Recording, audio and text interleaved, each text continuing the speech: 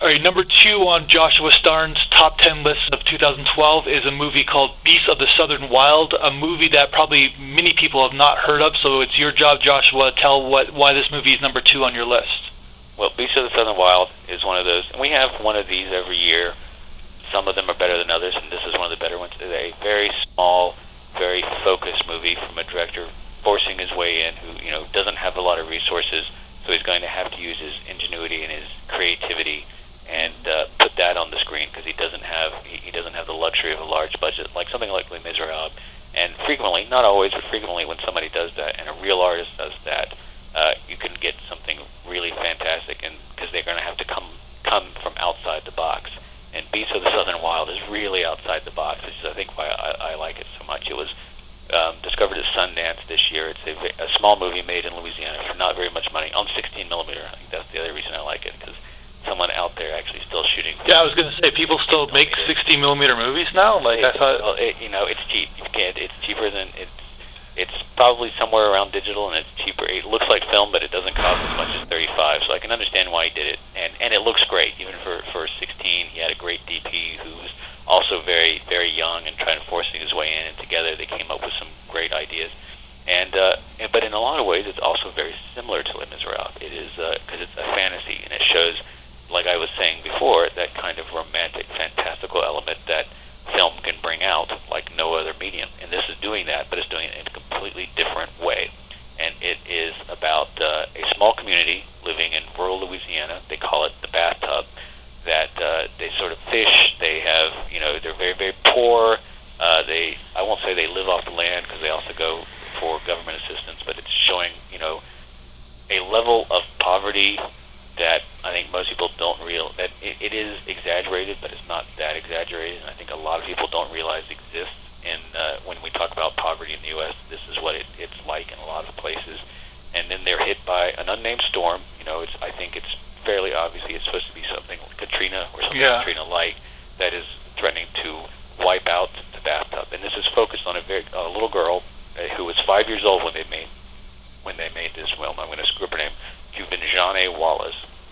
Yeah, I think that Jay Leno had her on just to talk about this movie. Yeah, and she has to carry this entire film because she and her father is played by another unknown actor from Louisiana named Dwight, and they have to pretty much carry this movie. But it's really her movie. It's because everything is from her point of view. She's like this nature child who goes out and she in her mind talks with the birds, she talks with the bees, she talks with the animals.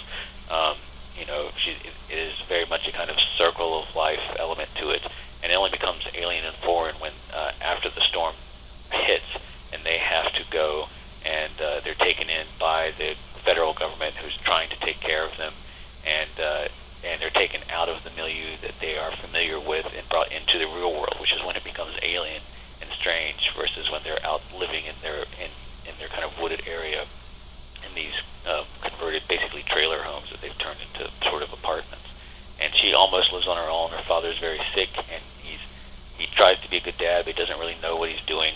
And you see this strange relationship between her and her father, her worry for her father, her ability to learn how to take care of herself. And you're basically looking at like a 6-year-old girl who's getting ready to have to raise herself and look after herself for the rest of her life. And so you have this sort of her coming to the realization that she probably had before the story started, but really has afterwards, that she can do that and that she will be okay.